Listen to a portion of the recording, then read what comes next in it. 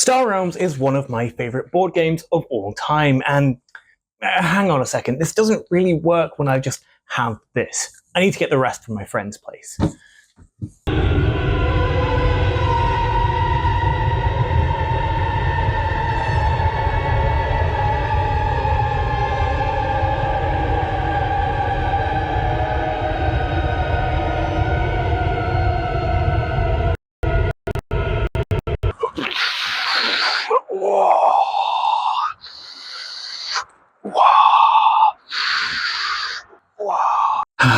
Not again. My friend has compacted a lot of our Star Realms holdings into just this one box. Because when you live in London, the one thing you don't have a lot of is space. So, Star Realms is one of my favourite games of all time. It's quick, it's punchy, and it's super easy to get into and understand. It's a nice, efficient deck builder that you can play quite a few games of very quickly, and it comes in a neat little box, perfect for travel. And now they've made a legacy game version. Star Realms Rise of Empire sees you and one of your friends partake in a campaign that tracks the founding of the Star Empire, one of the 4 factions of Star Realms, as they break away from the Trade Federation. Another one of those factions, and partake in space battles to hopefully win by doing enough damage to the other player. Whoever basically announced their independence from some sort of hellish capitalistic rules goes first. Now then, Star Realms is a deck builder. For the uninitiated, this is a type of game where each player starts with a standardized, simple deck of cards. You take turns playing these cards for resources and effects to acquire brand new cards that then get added to your deck. Each time you run out of cards to draw, you shuffle your discard pile together to form a new, stronger deck with those previously bought cards, to eventually do this enough times to, well, win. Hopefully. Now, if you want a further look into deck builders, I've covered, quite frankly, an embarrassing number of them at this point. So I'd recommend going to check out one of those many videos, or even try out my original Star Realms review for further insights on just the general Star Realms vibe, and also a strange reminder that I'm now terribly old. Rise of Empire is no different. It follows that same deck building routine, except now each player's deck is slightly unique depending on which side you're playing as, be it the Blue Trade Federation or the Yellow Star Empire. At the start of your campaign, you and your friend will pick a side in this war. Do you want to be the faceless, capitalistic mega corporation, or the ruthless, militaristic dictatorship? And then you'll be locked in for the next 12 games of your life. But so far, so Star Realms. Great, there's an asynchronous start. But does that make a big difference in the grand scheme of things? Well, no, and that's where the legacy bits and pieces come in. Unlike previous Star Realms games that had the 4 classic factions in the trade deck that you're used to, this prequel game only has 3 factions in the starting deck: Scavengers, Emporium, and Kingdom cards. Factions we've never seen before, which is interesting. Players have sticker sheets with abilities on them, and then when buying cards from the trade row, they can pay extra money to essentially persuade that ship to their side, forever converting it to their colour, and importantly, putting their abilities on them. When you start out in this game, synergies are very limited. You'll have few and far between when it comes to Star Empire cards to activate the various synergy abilities that come from having 2 cards of the same suit, a central thrust of Star Realms. But as the campaigns go on and the more stickers are added, more factions are upgraded, nay, persuaded to your side, you'll begin to find that the trade deck is looking a lot more appealing. Each game of your campaign has you start afresh, back to your basic cards, but the trade deck keeps all of the upgrades and changes that have been made throughout. In one game, you could find yourself on the cusp of losing. You've only a few hit points left, but maybe you've got a few upgrades remaining on your little sheet, and a fistful of coins in your pocket. So you pump all of your resources into trying to upgrade cards in the trade deck, preparing for future games. These sticker sheets also add an interesting new win condition for some of the games: a political victory. For the mission that you get a sticker sheet of upgrades, there's now a ticking timer bubbling away in the back of the game. If one player manages to place a sticker from each level within that round, well, they win that political victory, regardless of remaining health. They've done a great job of organizing among the local factions. Suddenly, there's this incredible tension as your enemy requires just a single one-cost card to upgrade in order to win the game. So you're desperately trying to purchase every single one cost that pops up in the shop just to deny them that victory, hoping that you might be able to get in enough hits with your ragtag crew of misfits to see you through. Or even luck out yourself and get to the final card you need to upgrade to win on your own. Every purchase becomes difficult, as it might flip their win condition. You've got the usual tension of war and laser firing, but now you've got a trade war going on as well. It's great. Unused upgrades can be used in future games, but no longer count towards any relative political victories, so you never lose out on the chance to sway the trade deck in your favor. And there's something fun and even more tense when it comes to the expensive 6, 7, and 8 cost cards. There's only one per faction in the deck, and these are powerful cards by their own right. Do you leave one in the shop in the hopes that you can get enough money to upgrade it on your next go, but then risk your opponent just buying it outright and using it to win? When one has already been upgraded, you're now down to only 2 possible cards, and the other might not even turn up. There are only so many more games left to try and get the 8 money to upgrade to the 6 cost card. Oh god, there's just so much tension in these decisions.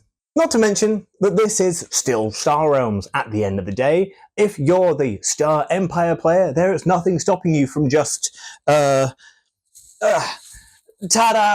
To also just buy Blue Trade Federation cards. You can totally just get a bunch of Blue Synergy going, and it's actually very funny when that happens. Your friends upgraded all of those cards last round? Haha! In the next game, you're just gonna be buying them all up and using them against them. How does it taste? How does it taste? These extra elements really add to the Star Realms experience.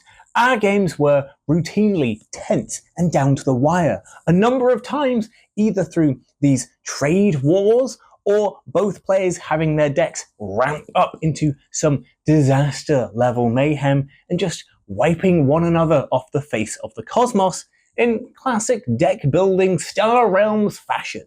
Interestingly, scrapping is super limited in this iteration of the game. Over the previous versions, Star Realms has evolved its scrapping from something incredibly forgiving to something a lot more strict. But here, it's even weirder. The only way you can scrap to remove cards you don't want from your deck from the game, and therefore, making your machine a lot more efficient, is by buying specifically unupgraded scavenger cards. But once those scavengers get upgraded, well, the number of things that allow you to scrap starts to disappear.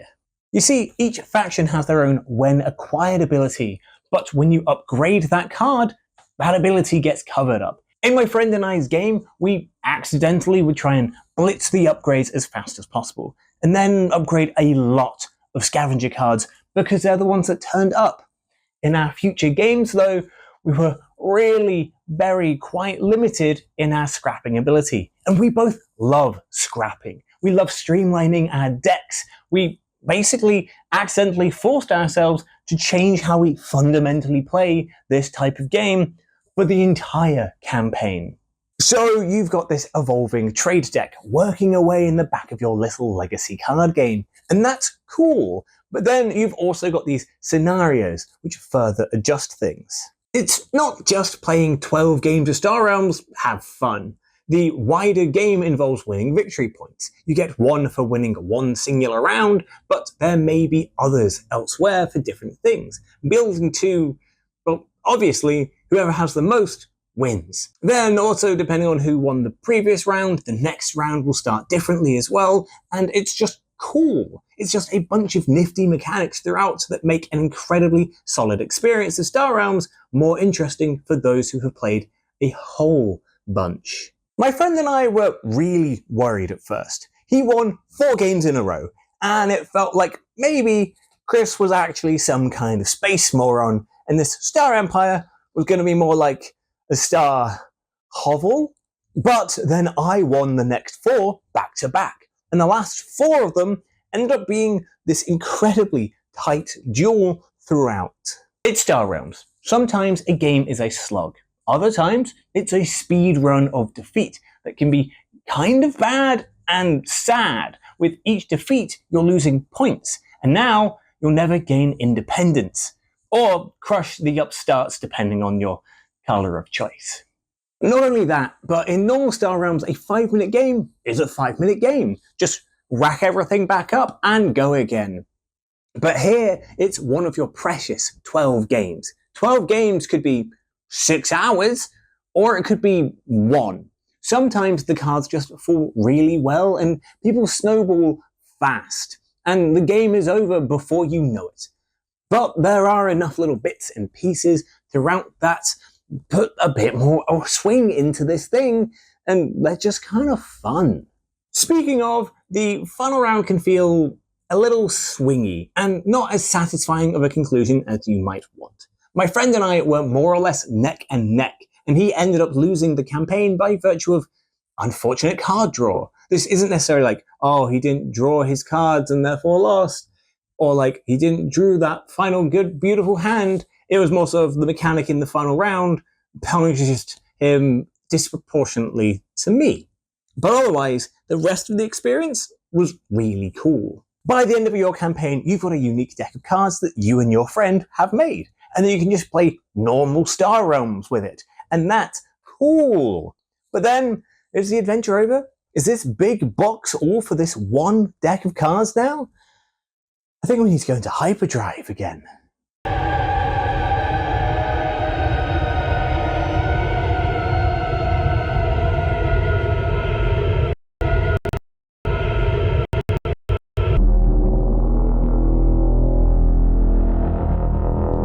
This monolith, in case it wasn't obvious what I was doing, is the Infinite Replay Kit. This is Star Realms Legacy. This dense pack is every card, every possible iteration of each upgrade and non-upgrade within the game. It's neat, but now what it means is that you can basically play forever!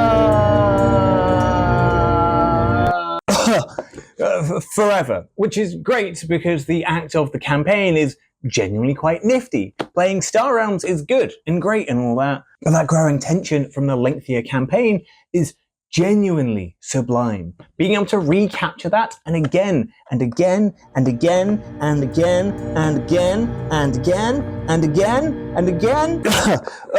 Oh god, sorry, I keep letting all of the infinity out. Being able to play that again with someone else is just delightful. Yes, it is an extra expense to the game. It's a separate purchase and all that, so you are somewhat limited by availability. One purchase of an incredible and replayable game turned into 2 purchases of a great experience and a box of required tools. The thing is though, this little box is great, fits nicely into the shelf. This big box, less so. This box though, fits inside the bigger one, and it almost feels like that space is there on purpose. This is forever a Chris lives in London complaint, but when my shelves are quite tight, the last thing I want is needlessly large boxes. Did you know that this comes with a board? Yeah, here it is. For some reason, Star Realms needs a game board. It's like an outline for 8 card spaces, and even then that doesn't hold all the various scenario effects or victory cards in place. Even new versions of Star Realms have this, and I don't know why. Why is everyone making boxes so big now? They should all be smaller, not bigger. Just these board games forever growing larger and larger, bigger and bigger boxes with bigger and bigger things. Soon there'll only be one box per room. No, one box per house, per village. We'll all gather on the green to move the giant pieces around. Soon the city itself will be nothing but storage for one singular board. Sorry about that, I let all the infinity out again. Star Realms Rise of Empire is great. It's the usual comfort of a rum and coke, solid, stable, sweet, and easy to drink, but with that extra zing of lime to just add that final bit of punch. Do you get this instead of Star Realms in, well, any other form of its machinations? Well, no, maybe. If you can get your hand on the Infinite Replay pack as well, then this could be a great Star Realms launching point. You and your other you just locked forever in the cycling combat, the endless cycle of violence and fault. No, stop that. Stop, put that away. Stop opening the box. That was me. But if not, then I'd say that the legacy game would be more for your veteran Star Realms players. The unique deck at the end is cool, but the quintessential Star Realms experience is found in these boxes, these ones right here. So that's Star Realms Rise of Empires, a great addition to the Star Realms world where the legacy elements feel like they really add to the experience. It doesn't go super hard on them, and in doing so, doesn't feel like a game shoehorned into something it isn't. It's just a very fun two-player experience. Hello! Thank you for watching my video. It's like the start of summer. Literally, summer starts in a week's time. It's the end of May. It's quite warm. I'm wearing a thick turtleneck jumper for a bit, and I'm very warm. Also, I wore a different jumper because I'm insane. It's too warm. Anyway, this was a fun little video about Star Realms Rise of Empire. If you have any thoughts on Star Realms, let me know. Or even if you've played Rise of Empire, let me know your experiences. I had a blast playing it, even if I did have to wait like 5 million years for it to arrive because of the varying difficulties that inevitably come with this sort of thing, but I decided to not go into that because it's like, that is a moment in time, whilst this is like a product that is in theory available forever, so, you know, whatever. Otherwise, quick and simple, quick and easy, because I'm on fire. You can click up here for another video. It's a game about blueprints. It's a fun little indie puzzle game in which it's just fun, and I kind of also dislike it. It's an interesting video, give it a look. Or down here, there is a board game review about whatever the last board game I reviewed was, which I think was my big party game special one where I did like 3 party games. And I really enjoyed the video. Give it a look. Otherwise, you can click up here on my face where there will be my face, which allows you to subscribe. So yeah, thank you and goodbye.